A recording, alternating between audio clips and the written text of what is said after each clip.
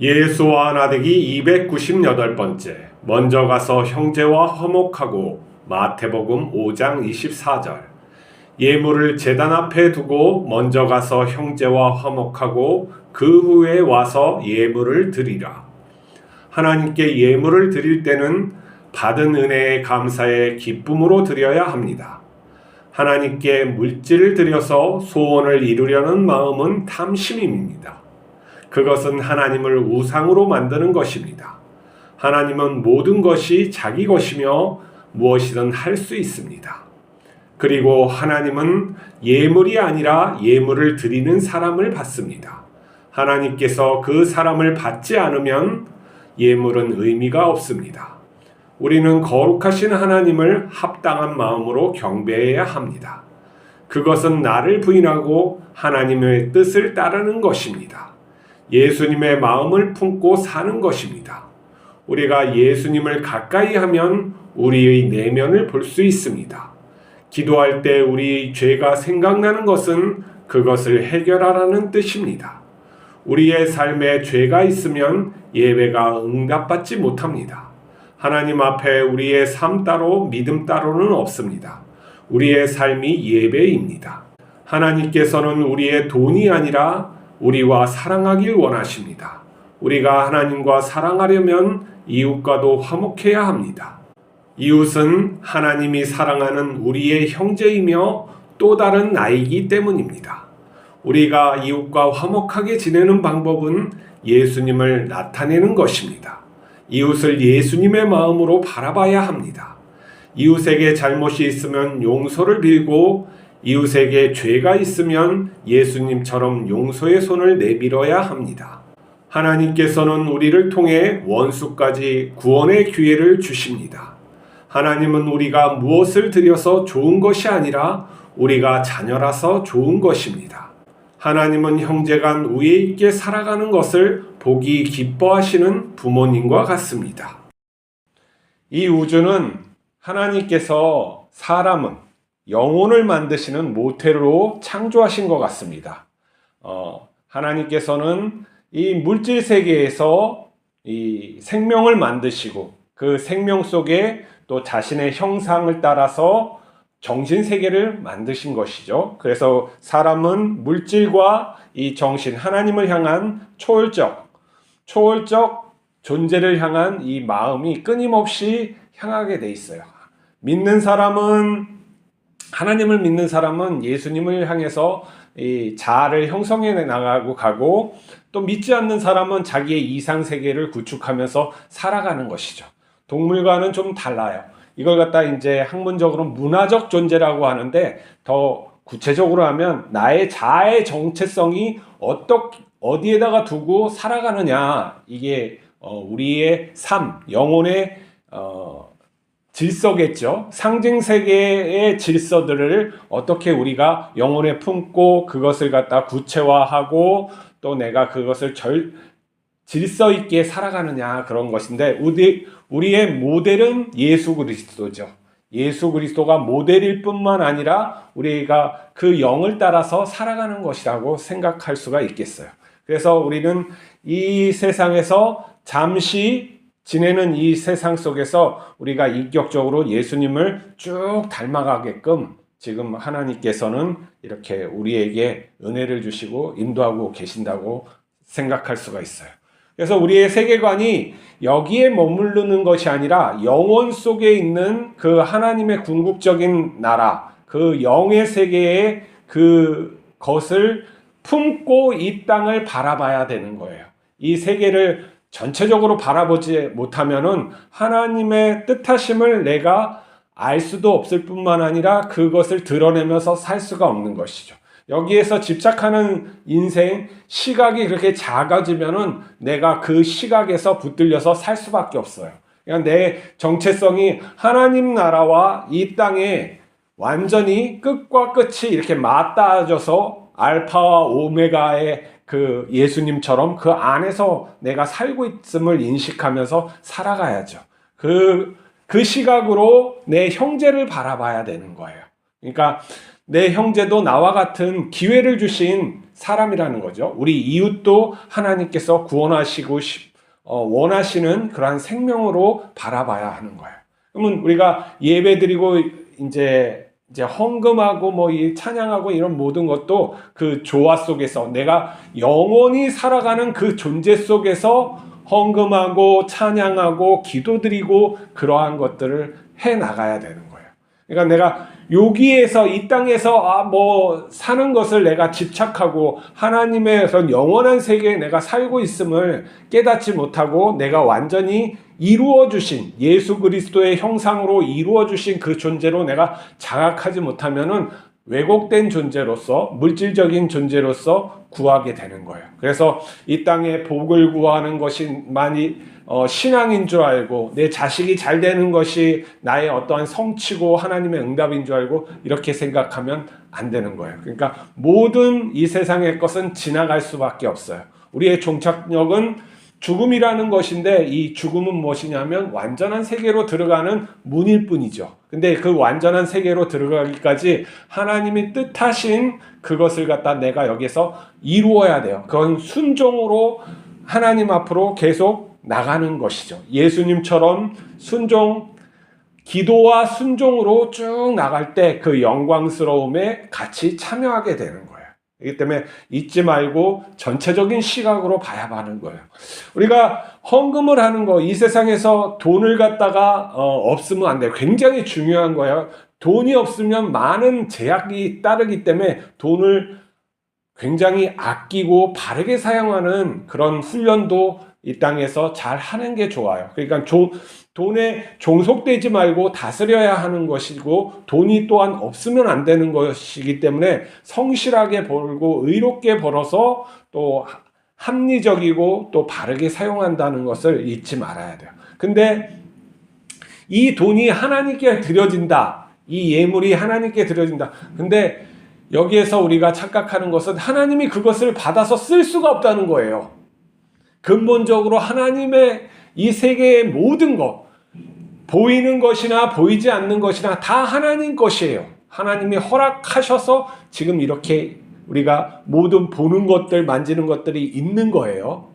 그렇기 때문에 하나님 것을 우리가 하나님께 드린다는 건 모순이 있는 것이죠.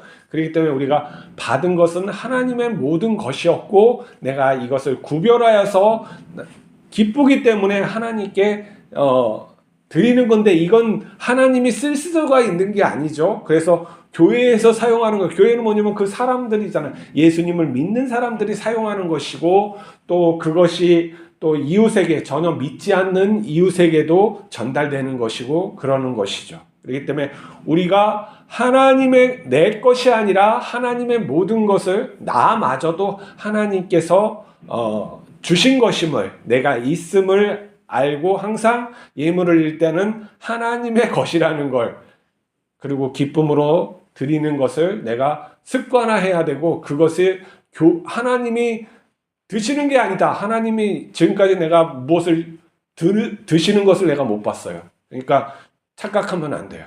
그리고 예물은 무엇을 많이 드려서 하나님이 응답하신다는 건 그건 말도 안 되는 일을 갖다가 우리가 그렇게 하면 안 돼요. 그리고 제가 옛날부터 쭉 지금까지 내려온 그런 것들을 보니까 이 사람들이 좋아하는 것을 갖다가 교회 지도자들이 만들어 놓은 게 있어요. 지금 뭐 이렇게 베드로 성당이든지 무슨 이렇게 할 때 이 하나님이 기뻐해서 그렇게 존재하는 게 아니에요. 사람들이 그것을 좋아했기 때문에 사람들이 만들어 놓은 거거든요. 뭐 미국의 수종교회 아름다운 교회도 한때 확 성장했지만 그게 이제 천주교에 팔리고 이렇게 텅텅 비어 있는 그런 거죠. 하나님의 것이면 하나님께서 계속 하시겠죠. 그렇지만 하나님의 것이 안 된 거예요. 그럼 누가 한 거예요? 우리 인간이 좋기 때문에 했구나. 근데 이게 더 나빠지면 뭐냐면 제도적으로 사람의 깊은 심리를 꿰뚫어서 형상을 만들고 제도화하고 어떠한 형식을 거기다 집어넣어서 삶부터 죽음까지 요람에서 무덤까지 이 종교적인 형식으로 엮어가지고 이렇게 한다는 거예요. 그러면 무엇이 문제냐면 역동적인 신앙이 없어요. 내가 하나님 아버지와 자식이 1대1로 만나서 이야기하고 아버지의 뜻을 충성하고 또 순종하고 아버지의 기쁨을 나누고 뭐 이러한 것들이 역동적으로 해야 되는데, 인간이 교묘하게 아주 그 심리적으로 아주 교묘한 것들, 전통적인 것들, 그런 것들, 물질적인 것들을 다 엮어가지고 아름답게 포장해서 하는 것은 하나님 앞에 나가는 것을 방해할 수가 있는 거예요. 그러니까 교회에서 무슨 뭐 직분을 두어서 헌금은 이 정도 하고 출석은 이렇게 해가지고 막 이렇게 제도화되고 헌금하는 순서로 무엇인가를 하고 또 이 헌금을 바구니를 돌리고 뭐 이러한 것들이 어떤 사람에게는 불편함을 줄 수가 있는 것이죠. 하나님께 나가는 것을 불편하게 할 수가 있어요. 우리 초대교회에서부터 일단은 11조라는 게 다 없어졌잖아요. 우리가 그것을 갖다가 어떻게 강조합니까? 교회마다 헌금을 이렇게 우리는 합시다 하는 합의는 할 수 있어도 그것이 하나님 앞에서 드려지는 그런 것은 아니라는 거예요. 일단 제도화되면 안 되는 거죠. 제도화되면 어떻게 되냐면 이제 그것을 못하는 사람은 외인이 되는 거고 그런 위험이 있어요. 불가피하다는 것은 뭐냐면 교회를 유지하기 위해서 우리가 돈이 불가피한데 하나님 앞에 불가피한 것은 아니라는 게 또 문제예요. 그렇기 때문에 우리는 늘 우리가 만들고 행하는 거, 우리가 지어놓은 교회, 만들어놓은 제도, 형식 이러한 것을 갖다 끊임없이 하나님께 묻고 갱신을 할 수밖에 없는 거예요. 우리 개개인이 하나님 앞에 하는 행동들의 모든 것도 계속 갱신해 나가야 되고 우리 교회도 계속 갱신하지 않으면 하나님 앞에 장벽이 들어가. 하나님 이 천국으로 들어가는데 이 장벽이 되어서 외려 못 들어가게 하는 그런 꼴이 된다는 것이죠. 그래서 우리가 자기 자신을 계속 갱신을 해 나가야 돼요. 그리고 저도 목사가 되기 전에 목사는 이래야 되는 거 아니냐, 교회는 이 정도 수준은 돼야지, 이런 의식이 있단 말이에요. 근데 목사가 되어보고 해보니까 목사가 거룩한 목사 되기가 보통 어려운 게 아니에요. 그렇게 나도 해볼래니까 너무 어려워. 어려우면 어쩔 거야? 그것을 되려고 네가 선택했잖아. 맞아요. 그렇게 되기 위해서 모든 성도는 예수님을 믿는 거예요.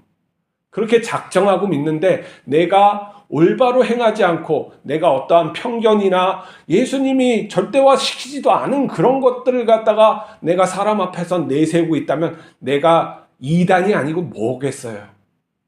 그래서 끊임없이 자기 자신을 돌아보고 예수 그리스도께 굴복하고 내가 그렇게 되기 위해서 하나님께 막 기도하는 수밖에 없단 말이에요. 그리고 정죄해서는 안 되는 거예요. 이 이웃을 정죄하고 저는 나쁜 놈이다. 나하고 정치 색깔이 나쁘니까 나쁜 놈이지.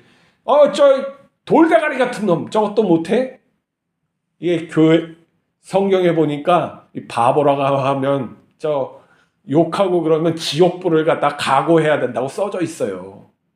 우리가 하나님 말씀을 우습게 듣지 말아요. 너희들은 그러한 존재로 부르심을 받은 게 아니다. 영원한 그 존재로 하나님과 더불어 의와 사랑과 이런 모든 희락을 나누기 위해서 너희가 부름을 받았다. 이러한 존재로 살아라라는 것을 우리가 잊지 말아야 된다는 것이죠.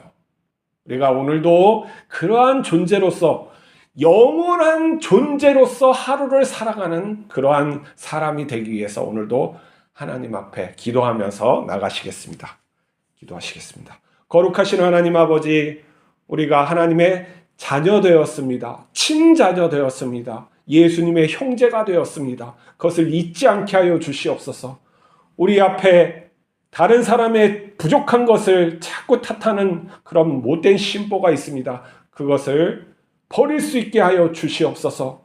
우리가 교회나 또 다른 데에서 제도적으로 또 어떤 상징으로 하나님의 의를 막는 것들을 깨닫게 하여 주시고 그걸 버리게 하여 주시옵소서. 그리고 우리가 용서 못하는 그런 것이 있을 수가 없는 것임을 아오니 우리가 굴복하고 이웃에게 용서를 구하고 또 용서해 줄 수 있는 하나님의 자녀 되게 하여 주시옵소서. 우리를 긍휼히 여겨 주시옵시고 온전하게 하나님 붙들어 주시옵소서. 우리 주 예수 그리스도 이름으로 기도하옵나이다. 아멘.